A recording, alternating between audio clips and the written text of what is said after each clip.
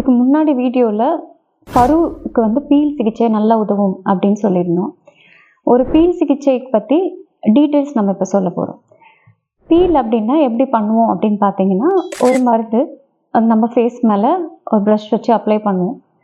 Will wait for few minutes. ஒரு சில peels வந்து சில மணி நேரங்கள்.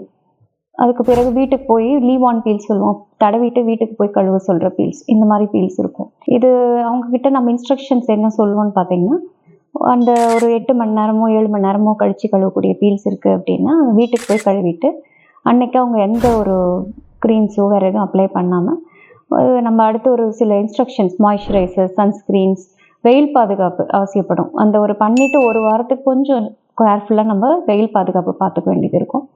அண்ட் ஒரு 2வது நாள்லேருந்து என்ன ஆகும்னா மைல்டான ஒரு தோல் எக்ஸ்ஃபோலியேஷன் இருக்கும், தோல் உரிதல் இருக்கும்.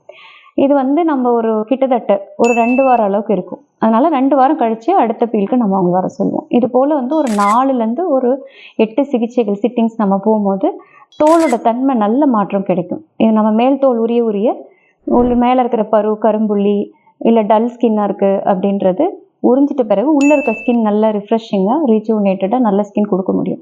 பட் இப்போ எனக்கு ஒரு வாரத்தில் எனக்கு மேரேஜ் இருக்குது, எனக்கு இம்மீடியட்டாக ஃபீல் பண்ணோம் அப்படின்னா we don't advise that. ஏன் அப்படின்னா உங்களுக்கு ஆல்ரெடி சொன்ன மாதிரி தோல் உரிதல் கொஞ்சம் இருக்கிறதுனால எந்த ட்ரீட்மெண்ட் நம்ம ஃபீல் பண்ணிக்கிறீங்களோ 2 மாதத்துக்கு முன்னாடி அப்போவே வந்து ட்ரீட்மெண்ட் எடுத்துக்கிட்டால் நல்லது. நன்றி.